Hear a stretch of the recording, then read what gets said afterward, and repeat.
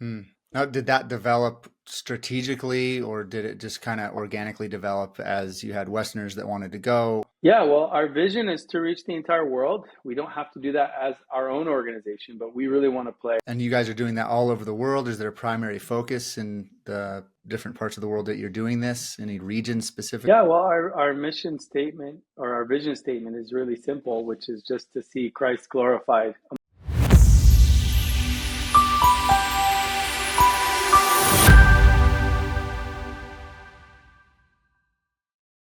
Welcome back to the Ministry Growth Show. Today on the show, I'm going to be talking with Pierre Rashad Houssney. He is the executive director of Horizons International. Pierre, thanks for coming on the show. Great to be with you. Yeah, can you start us out by sharing just a little bit about the ministry, mission, and vision, and what you guys are doing at Horizons International? Yeah, well, our mission statement or our vision statement is really simple, which is just to see Christ glorified among all nations. Mm. And so we're really a great commission organization at our core. It's all about making disciples. Mm-hmm. And so the way that we do that, our mission is to do that really particularly among Muslims, but also among all people throughout the earth through proclaiming the gospel, discipling the nations, and equipping the church to go and do the same. So we're really about that cycle of proclaim, disciple, equip. When we proclaim, when people, respond to the gospel, we've got to be there to relationally disciple them and really walk with them on their journey to follow Christ. And then also we have to equip believers wherever we are so that they can continue that cycle of evangelism, discipleship, and training wherever they are. Mm. So that's really in a nutshell what we do. And you guys are doing that all over the world. Is there a primary focus in the different parts of the world that you're doing this? Any regions specifically that you can talk about? Yeah, well, our vision is to reach the entire world. We don't have to do that as our own organization, but we really want to play our own role, the role that God has for us. Mm-hmm. But basically, we're in any given year, we're involved in 15 to 20 different countries, and many of them are in the Middle East and North Africa region because we have our roots in Lebanon as an organization. As my dad is the founder, his name is George Houssney, and he is an evangelist, a church planter, Bible translator, and he comes out of Lebanon. So really, our take on missions comes from a Levantine or kind of, I don't know, a Near East position. Okay. So that's really our biggest focus as well is in Lebanon. So about 120 of our 160 staff globally are located in Lebanon, in different parts of Lebanon. And so are that staff, is that primarily national partners in country? Or are you sending Western missionaries? What does that look like with regards to that staff that you just mentioned? That's a great question. So we do both and. So there are a lot of organizations that are strictly sending organizations where they send Westerners Mm-hmm. to the region. There are other organizations that are kind of like indigenous support um, organizations. We're kind of a hybrid. Okay. I would say by number, we have more indigenous staff members, and we have a lot of staff members that are from Muslim backgrounds. Okay. So about 1/3 of our staff used to be Muslims, and now they're Christians.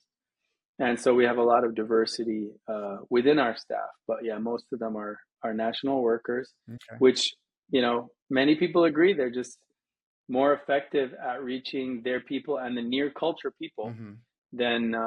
than people who come in from a different region and they have to, jump over those hurdles of language and culture. And we believe there's a role for those Western missionaries, or, we could say international missionaries, Mm-hmm. but we bring in foreign missionaries even from China to serve in Lebanon and from, North America as well. And we see God has a role for all of them to play, but we're always stronger together when we join hands as the local churches and the international churches together trying to get the job done. Mm.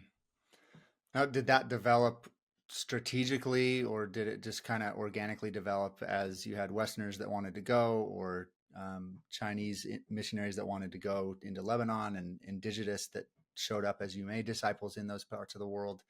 was it just something that happened organically, or has there been a strategic decision-making process for that hybrid model that you mentioned? Yeah, I mean, organically is really the best word to use for the way that our organization does things. And it really just came out of who we are because we are Middle Eastern. Mm, And, we now also are Western, we're also Chinese. And a lot of the, a lot of who we are comes out of where my father went to train people in how to reach the Muslims with the gospel. okay. So when he went to Hong Kong and he started, getting, relationships there, and people started responding to his message of, boldly proclaiming the gospel in love, people just wanted to start their own Horizons office. And so Mm, we helped them. So now we have Horizons International Asia. He also planted churches in Kosovo among Albanian Muslims. We've planted ministries in Southern Africa. And so wherever we plant, we end up getting people that want to try to come and serve in the Middle East or move from where they are, people that are doing street evangelism in their own area. So we have people in Hong Kong that are doing evangelism among Muslims in Hong Kong, right next to like Muslim evangelists that are trying to convert people to Islam. mm. And, and then we also have them coming to Lebanon and getting trained there and going back. And so it's just kind of a network that grows organically through this kind of cross pollination of the kingdom. Yeah, cool. That sounds like a beautiful picture of what the kingdom looks like and will look like. Yeah, we believe that missions is from everywhere to everywhere. Mm, It's not from the West to the rest. right. What are some of the key challenges that you guys face in ministry, specifically within an Islamic context, or with a sounds like a focus and a niche towards Muslims? And how do you guys address some of those challenges? Yeah, well, it's interesting because challenges, in my experience, come along with spiritual fruit. Mm, And it almost is that like whenever we experience challenges, we're experiencing that much more spiritual fruit along. So wherever there's persecution, there's response to the gospel at the same time. Wherever there is political turmoil, there's openness of hearts. And so really we don't have like a prescribed strategy for what to do, but we just have to persevere. And it's really the nationals who are doing the most to persevere anywhere that we are. They're the ones bearing the brunt of persecution, mm, and they're also the ones that are standing up for the gospel in their areas, and they know how much religious freedom they have, and so we follow their lead about how do we strategize, how bold are we, mm-hmm. what techniques do we use, and so we really like to follow along with them. But the challenges really in the Middle East right now are pretty well known. I mean, it's a lot of political turmoil. Mm-hmm. There's a lot of economic collapse in Lebanon, particularly. Like our currency lost 99% of its value in the last 5 years. Mm, So people are just hardly making it, just hardly able to put food on the table or get medicine for their aging parents or whatever it is. So we are trying to adapt to that by calling on the global church to come alongside us in this incredibly strategic area that so many people are responding to the gospel. Like we don't find it hard to preach the gospel to Muslims. They're very receptive, hmm. but we have other challenges that the West doesn't have. Yeah. So maybe let's zero in on that persecution piece that you mentioned. Um, you said that you guys follow the lead of your indigenous leaders, and I wonder if what does that look like? Um, is that a individual to individual basis, or do they kind of get to set the strategy for a particular region, and then that defines like operating processes and standard operating procedures? Or do you let each individual leader kind of dictate how bold they want to be? What does that kind of look like? Yeah, well, we do really take an intuitive and relational approach. And really, the general way that we come into a country is that we're not coming in with operating procedures and we're not coming in with strategy. Mm. So, what we're doing is we're seeing what is the agenda of the local church there. Is there a local church? Mm-hmm. To what extent is there a local church? Are there just home groups? Are there established church? Do they have buildings? Are they renting? How accepted are they by the government? Are they covered by the government? And you have a very different landscape from country to country. Mm-hmm. There are certain things that you cannot do in public in one country that you cannot do in private in another country. For example, in Syria, you can't have a home Bible study group because they are so restrictive of private gatherings because they're worried for political kind of revolt. Mm-hmm. And so we can actually share the gospel with Muslims inside churches because we're allowed to invite them into a church and say whatever we want, really. And even we have Syrian secret police in the back of the church listening to what we're saying, but we're protected because churches are protected in Syria. Now, in another country next door, you can't do that. You actually have to do it in homes, and they don't mind if you do it in homes, but it's not, and it's not somewhere, a church is not somewhere where a Muslim can really set foot. Mm-hmm. Otherwise, he's going to start getting monitored or followed. So each situation is different. And so we try to come alongside what is the agenda of God in this place? What is the agenda of the church? How do we come alongside that and add value to what they're doing, add resources to what they're doing? We're kind of like a connector group for them Mm-hmm. and resourcer. So we consider ourselves like a diaconal structure. We're not there to set the agenda. We're there to just come and be like a Barnabas, a son of encouragement that comes alongside and resources and trains and admonishes, exhorts, and just really is a parallel to what they're doing, just trying to really be under them and encourage them. Yeah, man, that's really interesting. I know that you hear a lot about, especially in the global South, the underground church and having to meet in homes. But the fact that even in some of these Islamic contexts, that there are rules that allow you to go into church but not do something in private in a home. That's really interesting. That's fascinating. Yeah.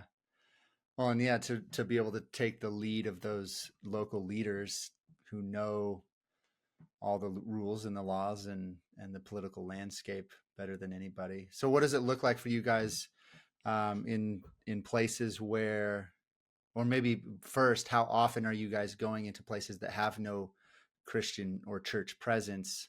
And what does that look like? Are you sending nearby local leaders into those places? It sounds like it still would be a mix, but how often are you going into places that have no gospel presence? We don't typically run across places that have absolutely no gospel presence because there are some level of believers everywhere throughout the MENA region.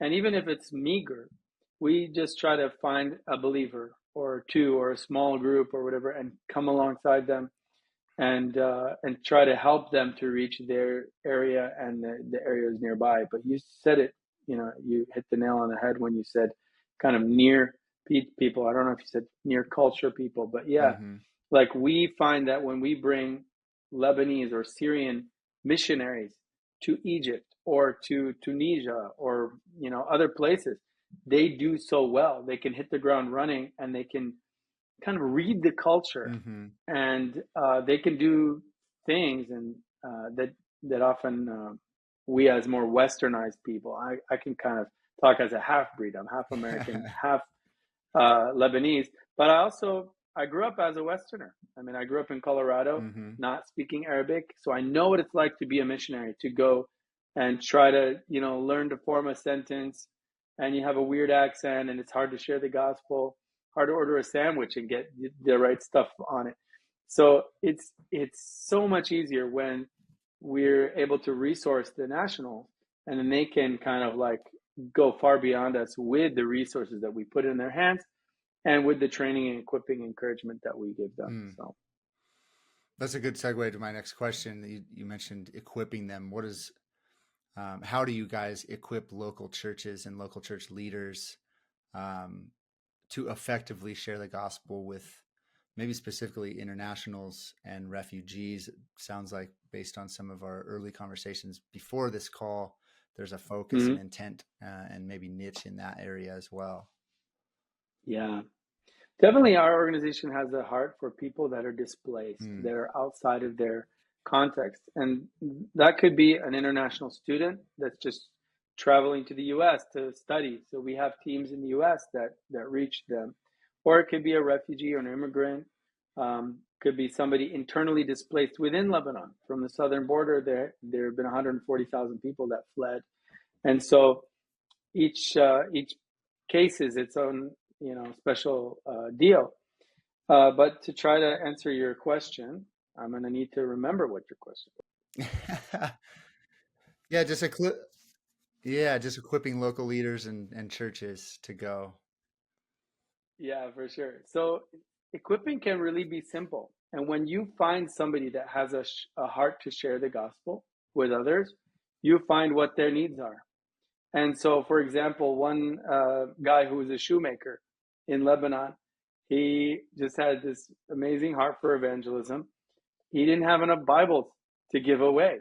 So I actually one time I took my uh, I took some of my own tithe money and I bought a whole bunch of Bibles at a super discount rate, and I had just tons of boxes of these Bibles. And so I gave a box to this guy, my friend, and the next Sunday I saw him at church, and he needed another box, and so I gave him another couple boxes. I joined him down on the street that week. We just passed out Bibles together, you know. Just giving this guy, putting Bibles in his hand Mm. was like the cheapest, easiest way to bring a lot of results to what he's already doing. Hmm. And then finally we ended up bringing this guy on full-time ministry, um, which he has been for over 10 years now, as an evangelist all over Lebanon, and he's now pastoring a church. And so we just try to come alongside whatever people are doing toward the gospel. And sometimes equipping actually means providing equipment. So we actually will buy wireless microphones for a church because they don't have a wireless microphone, or their speakers are old and they sound crackly. So we just upgrade their sound system. Sometimes they want to have an evangelistic event that's an outdoor concert or something, but they would need to rent the sound system for $6,000 to $8,000 a day Oh my if they goodness. want to have a sound system big enough for, like, 2,000 to 3,000 people. Hmm. So we actually own our own stage system with LED lights. Like, we've invested in that. Mm. We're kingdom infrastructure for them. We give it to them for free, including the team that comes and brings it in a truck and sets up the whole stage and lights and trusses and the line array speakers and the subwoofers and the camera people, whatever. We'll just put on an entire, we'll help them to put on an entire evangelistic event that's reaching thousands of people. And so they give us access to those people. They're the ones that are following up on it. We're giving them food portions to help them reach the refugees. We're giving them medicine to help reach their community, whatever it is. But the small things that we do have huge results because it's already in line with what they're doing, and it's releasing the capacity that is already in the church. Mm. And we really believe that, not only theologically but practically, that the church is the mechanism that God has chosen to bring his salvation throughout the world. So if we come alongside that mechanism and we feed into it, we release God's blessings. We try to build our own mechanism, we might do something earthly, but we're not going to be doing something spiritually. So we believe that that's where the power is at. And when we bless the church, God outblesses us. Mm. Are you guys developing curriculum and like that kind of resourcing for these leaders as well? Absolutely. So my dad has written some curricula about, first of all, how to reach Muslims with Christ. And so we call that Engage Muslims with Christ. And we're on social media Facebook and Instagram and YouTube Okay. with that handle, Engage Muslims with Christ. Mm. So that'll just equip you in how to reach Muslims. We have that in English, we have it in Arabic, and then he also has written some discipleship curricula specifically designed for converts from Islam. So their worldview as Muslims is very, very different, obviously, than people who have been churched or people that were in post-Christian societies or Hmm. modernist or postmodern societies. So this discipleship program, which has two parts, one is really about uh, how to become a Christian and how to walk that Christian life. And then the second one is about, it's called the family by God's design. So it's actually about the biblical worldview about family relationships, which has been super important. So yeah, we do develop different curricula like that. We even have a kids version of the Cubs to Lions curricula for how to read or how to, Hmm. the discipleship curriculum for Muslim background kids. So That's interesting. What's the reasoning behind a family focus, or like rewiring maybe that worldview? What's so significant about that within the context? I think really it came just out of the practical needs Mm. of the people that we're serving. So they have, a lot of them, they come to faith in real excitement about the gospel, but then it's causing problems back home. Like one spouse becomes a believer, they don't know how to deal with their other, you know, with their other non-believing spouse. What is so the way that Christ deals with women is so different than how Islam deals with women. So what's the roles in the family? We just messed up everything. Things were going in a certain pattern, and now we're transforming that pattern into another one. Mm. So a lot of people are kind of left in this gap of like, what what does it mean to be a Christian, and how does that translate into, how do I, let's say I'm single, how do I choose a partner? Can I just marry the Muslim person that my family arranged a marriage to, Mm. or do I have to break that, or what do I do? How do I deal with my nuclear family versus my extended family? Now we also say that the church is our new spiritual family, so how does that fit in? Like, what does that mean that we have a spiritual family in addition to our nuclear family and our extended family? So all of those things are totally different in Islam, and so they really need a step-by-step biblical framework for family, because we really believe that the family is the you know the tiniest building, it's the biggest, the most important, but tiniest building block of society, and that's where what God has created to meet all the physical needs of humans, and then also to have just a spiritual unit that we are overflowing with the gospel from that family to our spiritual family and throughout the world. So it's a really practical Mm. it's practical issues that brought this to the forefront for us. Interesting. Are you guys seeing in the places that you work, um, what seems to be taking place in a lot of Islamic context places where the women are the ones that are often coming to the faith first? Is that happening with a lot of places where you guys are working? Absolutely. Yeah. So in Lebanon, that's been our experience, Hmm. especially among the Syrian refugees, is that the men are working these, Mm-hmm. manual labor jobs all day, and the women are able to come to these public places where they hear the gospel, and so they're spending time hearing the gospel and getting into the Christian community, and then they're ended up leading their kids to faith, their spouses to faith, their aunts and uncles. We've seen a lot of families just, the woman is really the key to the family. So then, if that's the case, I'm sure that going back to that family curriculum and resourcing that you guys are focusing on, or that familial focus that you have, what does it look like to lead? Is there an emphasis on the woman because she's the one that's leading that charge in a lot of cases to communicate that through that resourcing?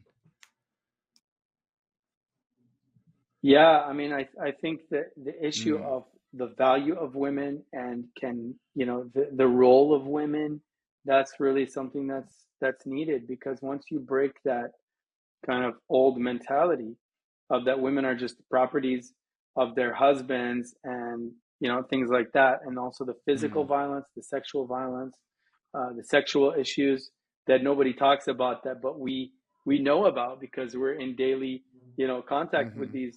with these families. It's like those are the real things that are going to affect the next generation of believers. It's not enough just to hear the gospel and okay, we're going to heaven. No, we have to start, allowing God to sanctify Mm-hmm. and transform our lives from the inside. And so, yeah, those family issues and the women issues are super important. And the thing is that it's not really a reading culture. The Middle Eastern, and honestly, we could even say about the Right. West, we're not as much a reading culture when we have so much multimedia around us. We'd rather watch a Mm-hmm. podcast than like read an article. And so we actually have produced all of these, the entire book of the family curriculum, the family by God's design. We've produced it into like 2 to 4 minute Oh, videos that are cool. going out on social media, so that they can be really, really engaging and reach just millions of people. Some of them are seekers and haven't become believers yet, but we're praying that a lot of people will come into the kingdom just even through seeing the transformational way that how God made male and female in Mm-hmm. His image. That's a beautiful thing. That just shows about the equal value and differing roles that males and females have Yeah. in the biblical worldview. Yeah. Well, the idea that you're helping them create a worldview that has an understanding that we're called to usher in the kingdom in every facet of our life. It's not just a conversion. Absolutely. Okay, now you follow Jesus and everything's going to be perfect. All your problems are solved, Yep. right? There's an ushering in of the kingdom in every Yeah. aspect, like my relationship with my spouse, my relationship with my children, my relationship with my business and how I interact and handle that, my relationship with money. I mean, every facet of that. Absolutely.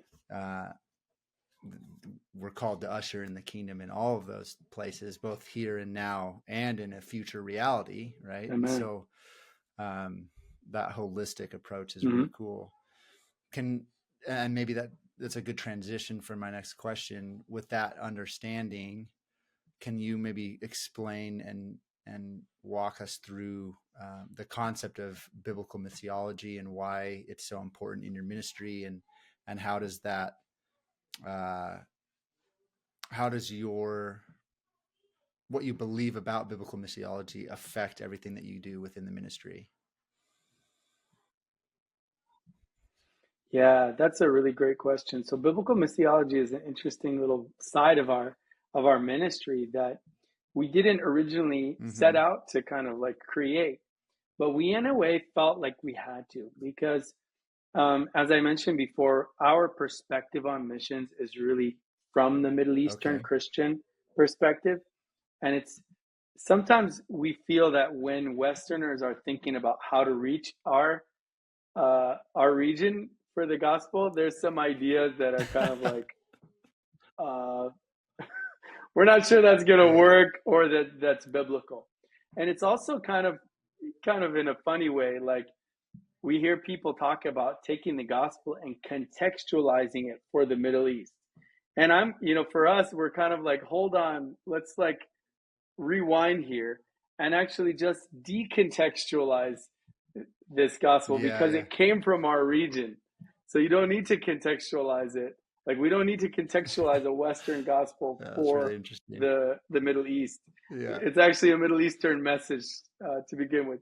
So it's just like we don't mean to be condescending about that. It's just kind of like Mm-hmm. funny just from our perspective.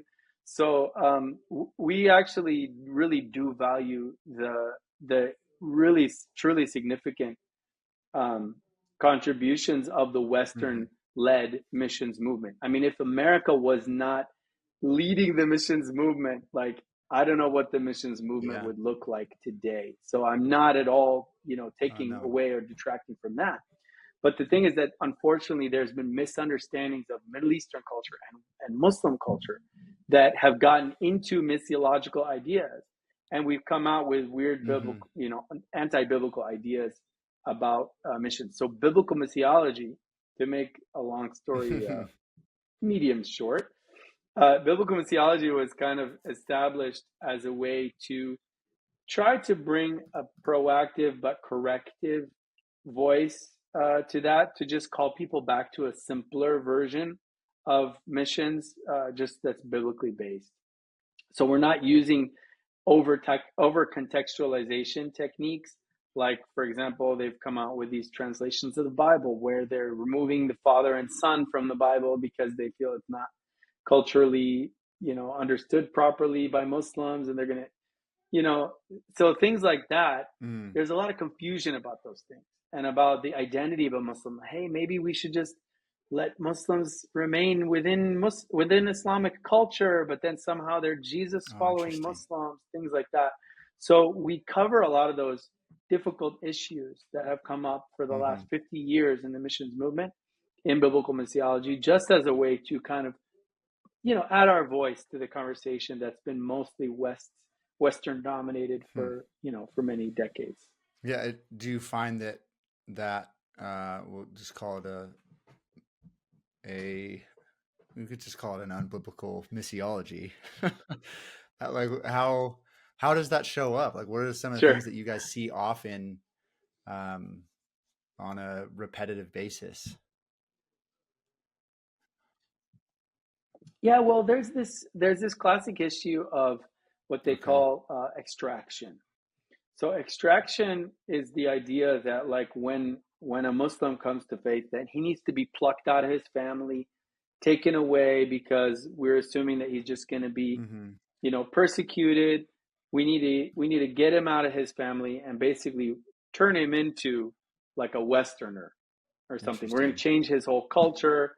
It's almost like a colonialistic mentality of, like, there was that colonial mentality where we're bringing Western Uh-huh. culture and Western religion, and we're going to try to Westernize them and even change the language that they speak and change the way that the tribal people dress, to Hmm. dress in a Christian Yeah. way, wearing a button down shirt as if that's Christian, right? So because of that, like, over colonialistic mentality, there's been a knee jerk mentality where we say, no, we're going to preserve the culture, and it's like we're going to just, let them remain in salt and earth, and just like, we don't want to change. We want to, like, minimally Like change the swing culture. too And I far at think the other that's end a of the little bit too much of pendulum a swung too far the counter other read. way. Yeah, absolutely. And there's also the anthropology. The modern Hmm. anthropology has impacted that. So, like, we have this kind of noble savage mentality where it's like, oh, we don't want to Westernize them. We want to leave their beautiful cultures intact. Well, there are a lot of really, what Hmm. would we say, dysfunctional aspects. Just like to Western culture, there's dysfunctional Mm. aspects to the other cultures. And really, if we want a kingdom culture, that kingdom culture is going to transform all cultures. Now, that doesn't mean we're not going to be diverse. We're still going to be, one person is Maasai, and one person is Uyghur, and another Right. person is from South Dakota. So we don't want to, like, destroy that diversity, but at the same time, we can't swing too far. And what we're seeing is that when we walk with a Muslim that's coming to faith, we can help him not go one way or the other. So either stay and be syncretized to the culture and not really be distinct, or on the other hand, start Mm. insulting Islam and get themselves kicked out of their family just for being stupid.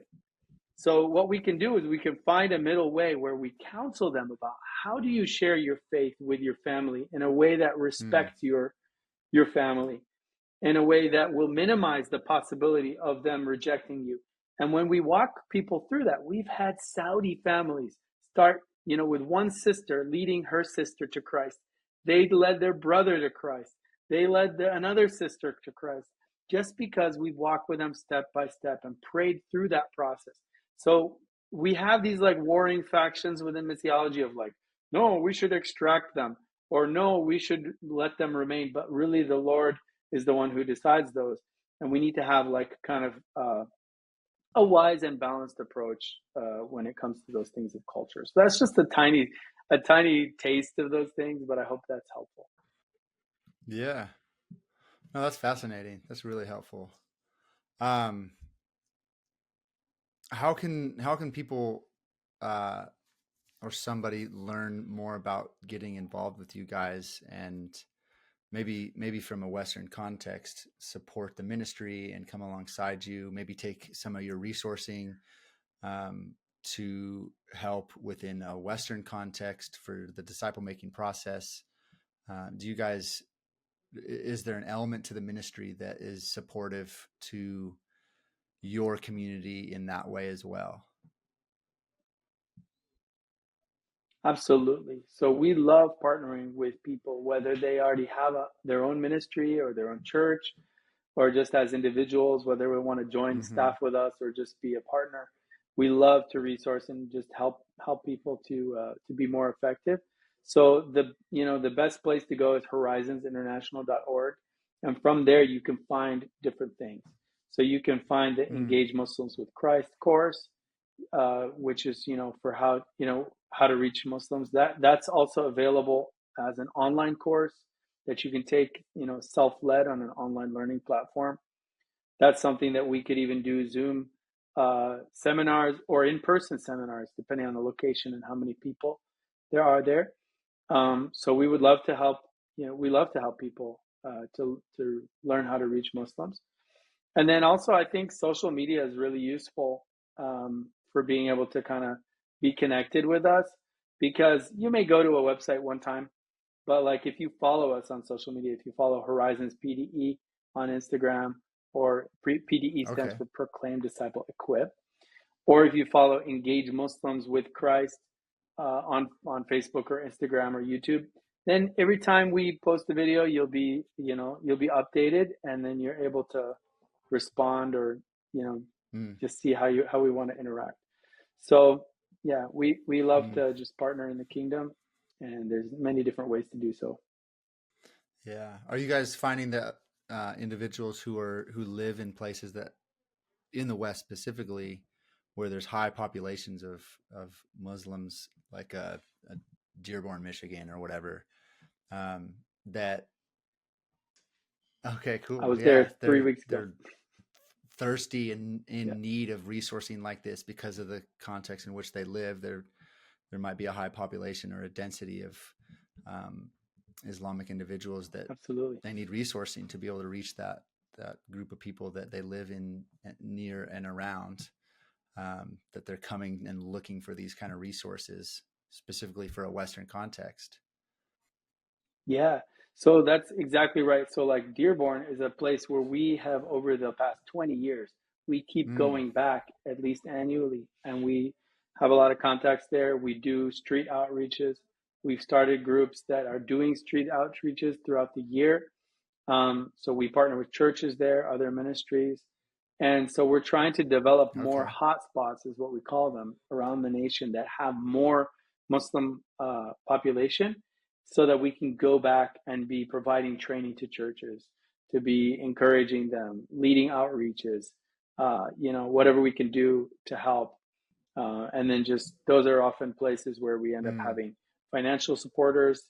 They support our ministry globally, and then we also support them in reaching their areas for the gospel. So we really believe that it's missions is not right. something you just write a check and do over there. Like the front lines of the mission, of Mm-hmm. missions for the gospel is everywhere. So every person needs to be, as much as they're able, reaching that the Afghan Mm-hmm. refugee family that's down the street, or as much as we're reaching Mm, the Syrian refugees that are in Lebanon. So we need to resource each other financially, and also with just the knowledge and encouragement. So we can, we can do a lot of yeah, things when we work that's cool. together in that way. Well, Pierre, I want to make sure that we take some time to hear from today's sponsor, but when we come back, I want to continue this discussion and keep talking about Horizons. Hey, ministry leaders. Today's episode is sponsored by Click Nonprofit. Are you looking to grow your ministry but don't have the money or marketing knowledge to make that happen? There's good news. Google offers an advertising grant to churches and ministries that is worth $10,000 per month. This means that if your ministry is a 501c3 nonprofit, you are eligible to receive $120,000 per year in free advertising dollars. This allows you to place ads at the top of Google search results page and drive thousands of visitors to your ministry website every month. Our sponsor, Click Nonprofit, helps your ministry acquire this Google ad grant and then manages your Google ads to ensure you get the most out of the grant. Schedule a free consultation at clicknonprofit.com to learn more about how this grant can help your specific ministry. Mention the Ministry Growth Show when you sign up and get 20% off your first 3 months of management. Welcome back to the Ministry Growth Show. We've been talking with Pierre of Horizons International. Pierre, how do you guys see the role of digital tools and online platforms and the digital space in general in spreading the gospel? How are you guys using it? What are some of the ways in which you've seen some success? What are the challenges that you're running into? I'd love to hear your thoughts on anything that you're experiencing in the digital space. Yeah, well, I think the digital tools are of crucial importance when we're trying to carry out the Great Commission globally. And so, particularly in the Muslim world, there's a lot of areas that are traditionally thought of as we can't reach, unreachable or closed. And so it was awesome, like watching through the 80s and 90s, like satellite TV broke through where, people can have a satellite dish and then they can access like Christian programming in their language, and different groups were starting to do that. My dad was part of starting groups like that in the 1970s. And so, from that to going to the internet 1.0, and then now to like social media, it's really amazing because we can reach every bedroom, every bathroom, every living room. Like, this is reality. This is where we can reach into everywhere there are smartphones. And there are people that they want to hear about the gospel, but they have to go and hide in the bathroom as if they're doing something bad to watch Christian content. And so we at the Middle East Center for World Missions, which is one of our ministries in Beirut.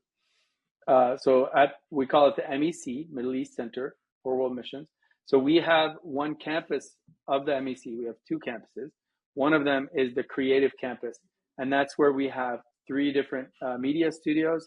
We have a bunch of video editors, content creators. We have graphic designers. We have artists that are there, and we also have music students that are learning worship music, Arabic worship music. Oh, cool. And so we are creating constantly gospel content for the region there, and then also with a network of people throughout the region. And so we're putting the Bible into video form. We're doing video testimonies.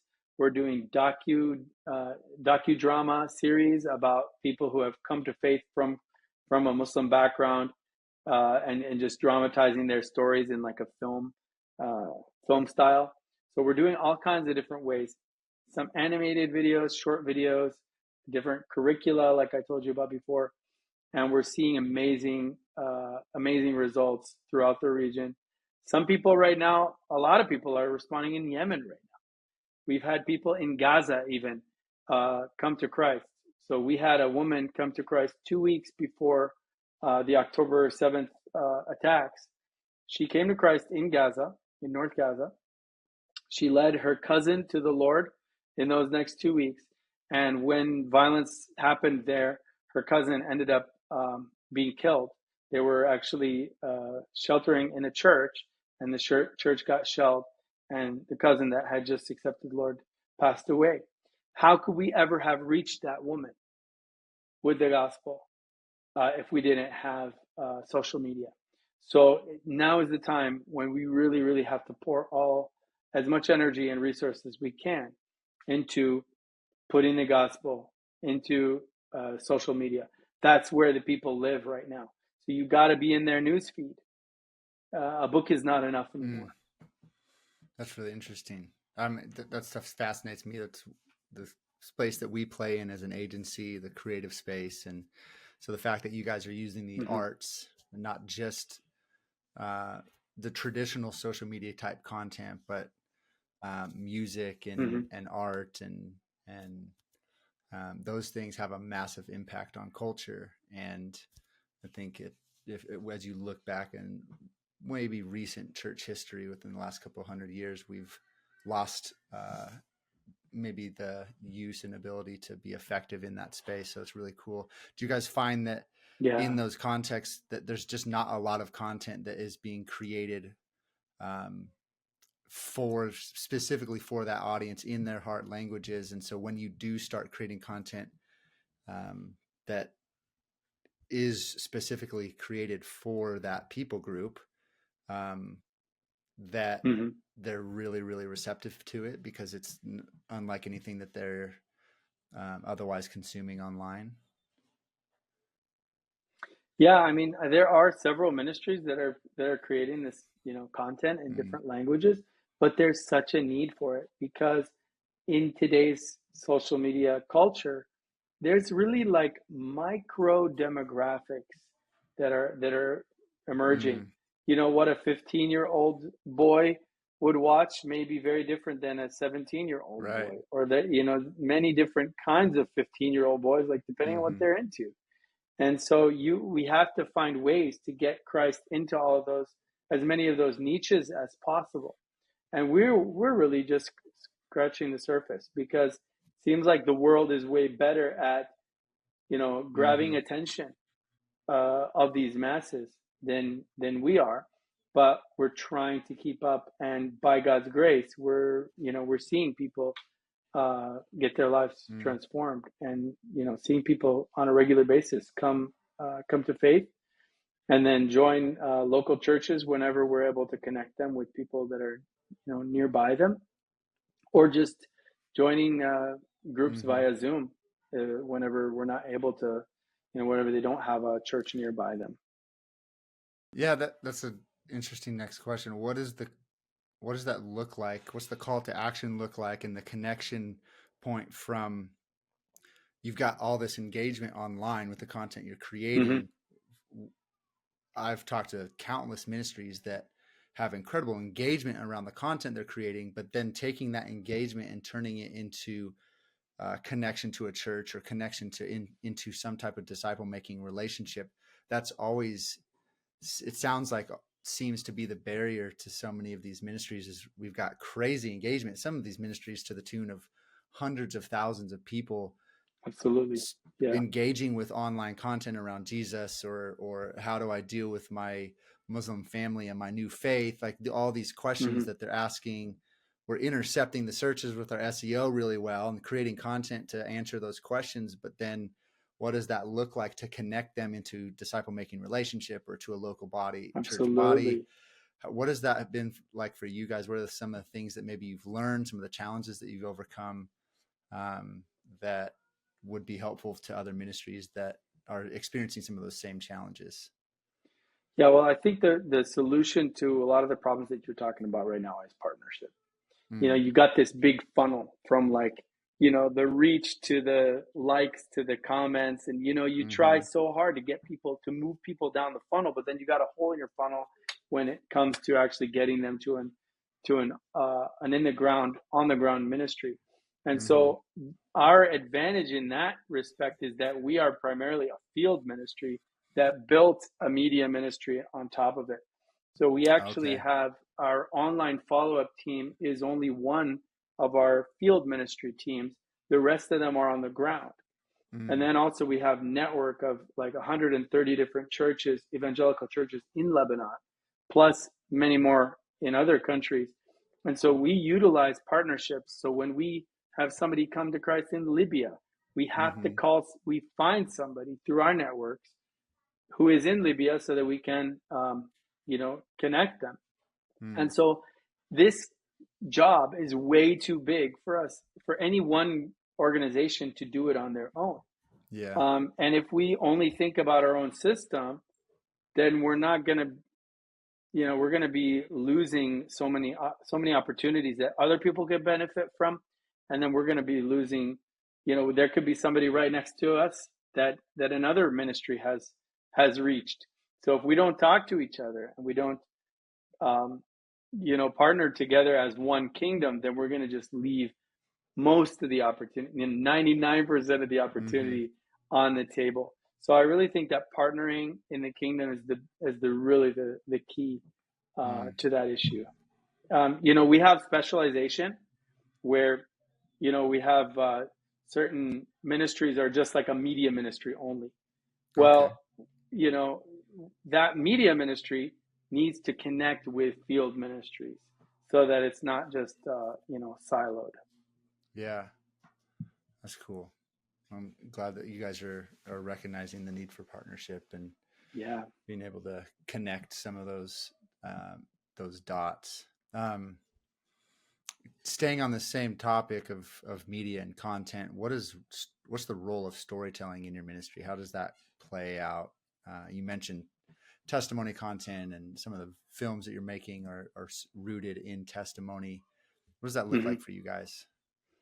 Yeah, I think storytelling is really is biblical, first of all, and then Mm-hmm. it's also really the native language of this region, of the Middle East and North Africa. So you really have to be yeah, you just have to learn how to tell the gospel in the context of something that's real and relevant. And I think it's in the West as well.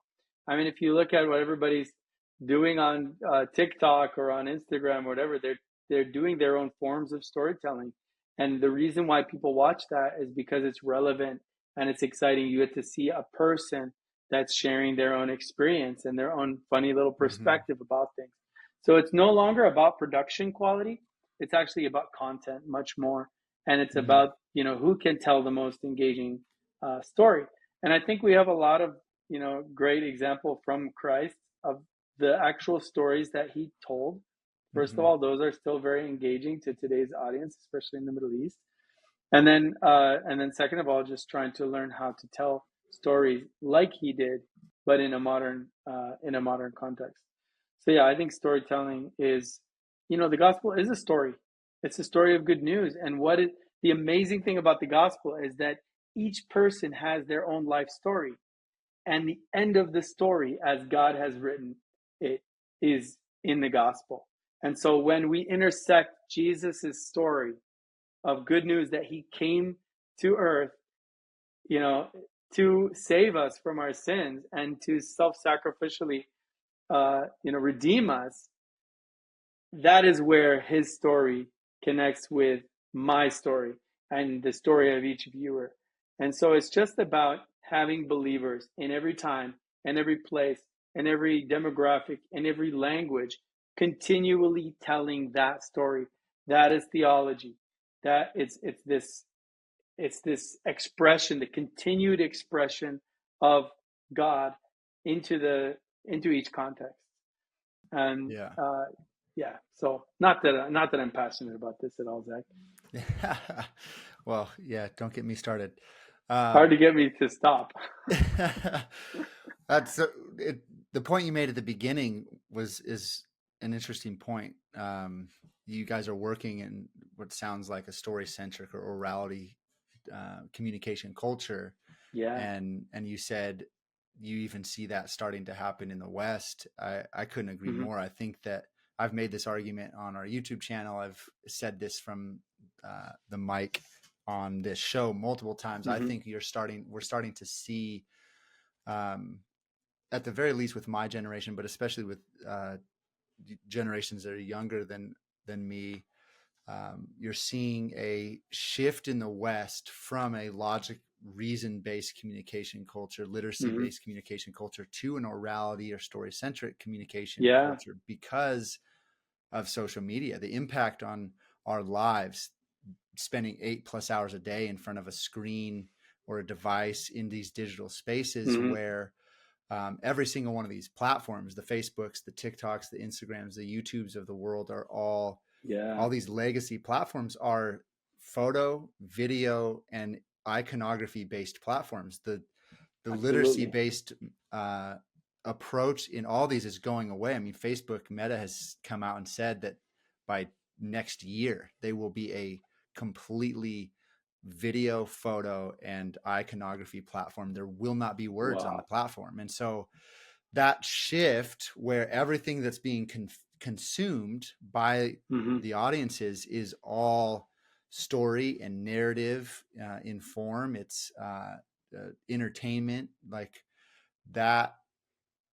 That is causing this shift again to an orality culture, communication Yeah. culture, I think, in the West. And so, especially in the Western church, we continue to lead in our communication to this culture that's now shifting to an orality communication culture. We're leading still with literacy based logic, reason, communication.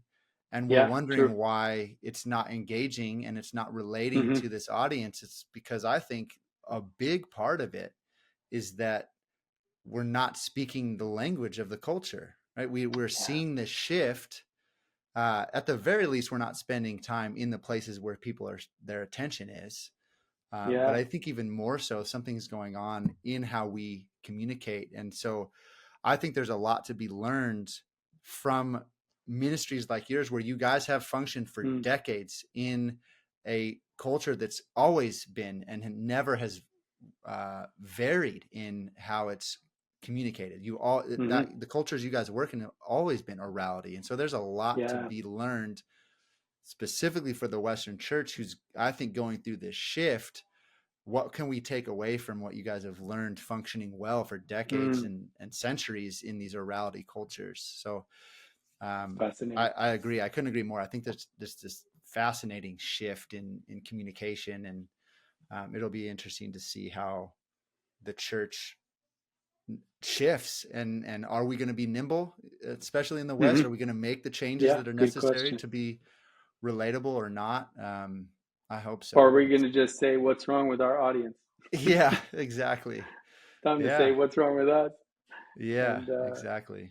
yeah, and I think get back to the Bible and the way that that Jesus Hmm. treated his audiences and just Yeah, meeting them. You know, they were farmers, so he started talking farm.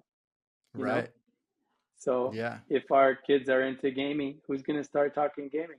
Hmm. Yeah. Yeah, I just had a guy who runs True Play on our show a couple of weeks Mm-hmm. ago, and they're creating video games that are explicitly like Christian content, Christian Mm-hmm. worldview type stuff. And so Awesome. it's interesting to see those shifts. There's just not a lot of resourcing going into those kind of things. Like we've still Yeah, got a ways to go before the resourcing and content that we're creating is parallel and on par with the stuff that we're used to consuming from the world. absolutely. That has In angel investments of multi-million dollars. Right, right, Yeah, behind them. right. Yeah. And so, will the church shift and recognize the changes that are taking place and start resourcing Mm-hmm. into these shifts, and being willing to innovate and try new things and go into places where, hey, we know attention is here, we know time and resourcing is here. This is where people spend most of their day. Yeah. If we're called to meet them where they're at, and they're spending massive amounts of time in digital spaces, and I think that we need to start considering putting a little bit more resourcing into it beyond just come to our church event and Yep. our next Exactly. sermon series, We're using it as like a brochure, you know, like an Right. e-brochure kind of a thing, but it's not about brochure. It's about connecting on a Mm-mm. daily basis. And I think micro learning is Yeah. is really huge. So Yeah. Well, Pierre, this cool. has been a really fun conversation. If people want to get a hold of you, learn more about what you guys are doing, maybe take some of your resourcing and use it for, uh, a church in Michigan that is needing to help their people engage with Islamic people, how can they get a hold of you? Yeah, I think you know, our website, horizonsinternational.org, is a great place to start.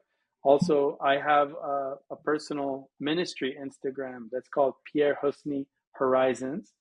No, you know, no punctuation or anything. So if you just put my first and last name and then Horizons, then you can find me on Instagram. And yeah, I'd love to connect with any of your viewers. So Awesome. Awesome. Well, can I pray for you as we wrap up? love that. Awesome. Well, Father, we just thank you for this conversation and lift up Pierre and Horizons International. I pray that you would continue to do the amazing work you're doing through this ministry and their partners and their indigenous leaders. Father, I pray that you continue to move and do amazing things through this ministry, through this leadership team. I pray that you would go before Pierre as he leads this team, and